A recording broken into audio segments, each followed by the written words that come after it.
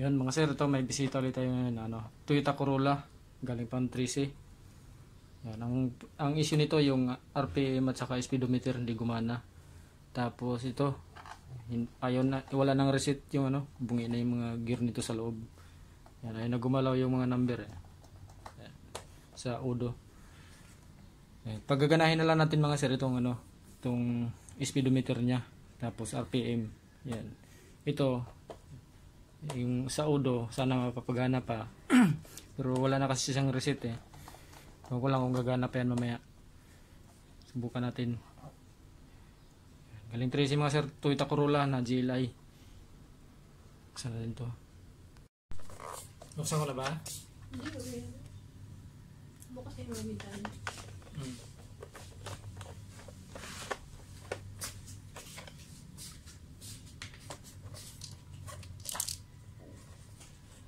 Yan mga sir, mga gear yan, yung natunog mga gear ng udo, yung sa reset.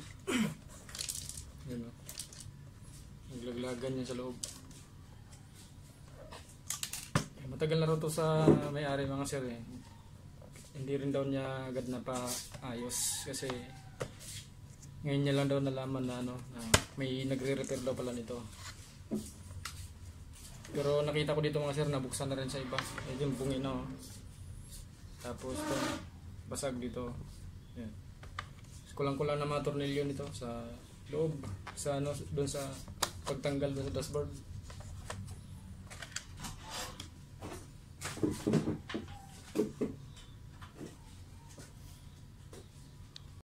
Ganahin natin mga sir na pagganahin yung speedometer. Testing muna natin.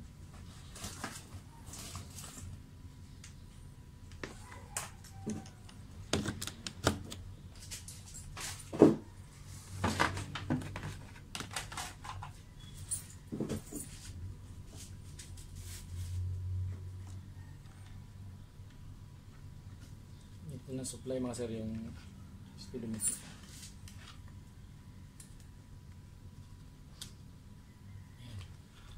Tingnan nyo mga sir yung speedometer kung papalo o hindi. Bago natin i-repeat, testing muna natin. Yan, wala talaga mga sir. May konting kumikibusan ng konti mahina. Yan, pero natin to mga sir. Wala, mahina, konti lang yung kibo niya. Unahin natin ang speedometer.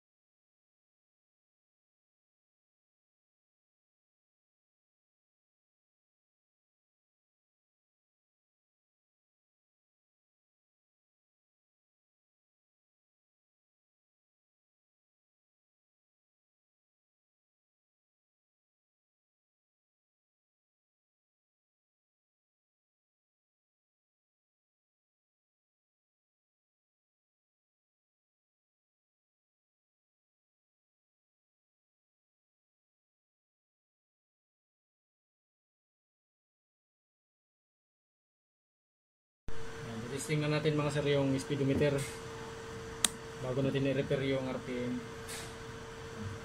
Tignan nyo mga sir yung speedometer.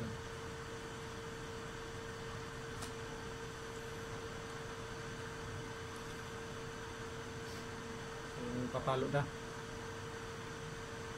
Yun. Okay na mga sir. Yun.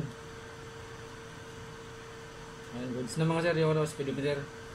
Yung RPM na lang i-test ay i-repair natin ulit. Ngayon. Ayos na. Tingnan natin kung gumana yung udo. Wala, hindi na talaga gumana ang udo mga sir.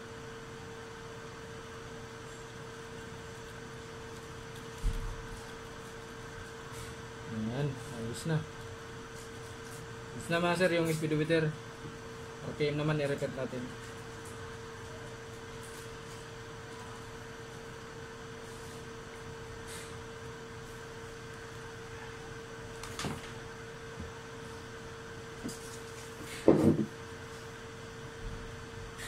Gumana pala yung udo, nagbago pala number. Kaya lang hindi na siya marireset mga sir. Wala na yung reset niya eh, bungi na yung mga gear. Mga sir, RPM naman na yung re-repair natin yan, dalawa, sunog.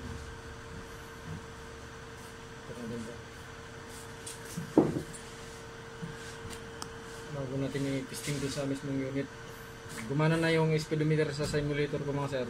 Pero kailangan pa rin i-test drive mamaya para malaman kung walang problema sa wiring o kaya sa sensor. Kailangan pa rin i-test drive. Kasi minsan mga sir magsabay yung problema. Nasisira yung gauge tapos may problema rin sa sensor, even sa wirings. Kahit gumana na sa simulator mga sir, may pagkakataon na hindi pa rin gagana dun sa mismong unit. Kasi nagsabay yung issue.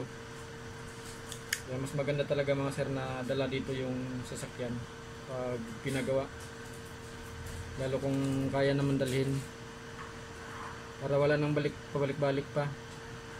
Para pagka hindi gumana doon pag sinulpak, kahit gumana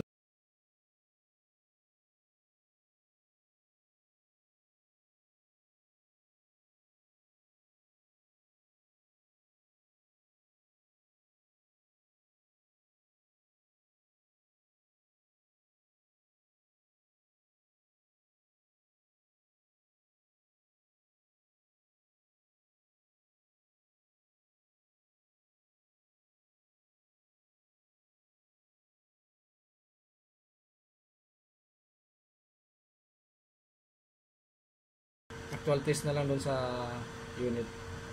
Testing natin to doon mga sir.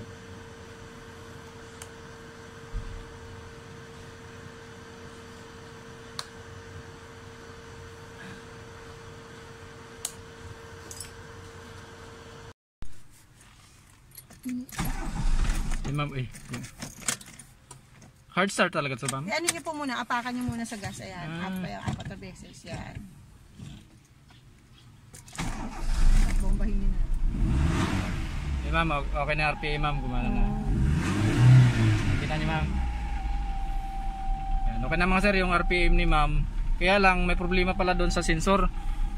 Putol yung dalawang sensor, no? Dalawang pin nung sensor na sa sensor ng speedometer. Kaya hindi pa rin namin ma-test drive pala ni ma'am.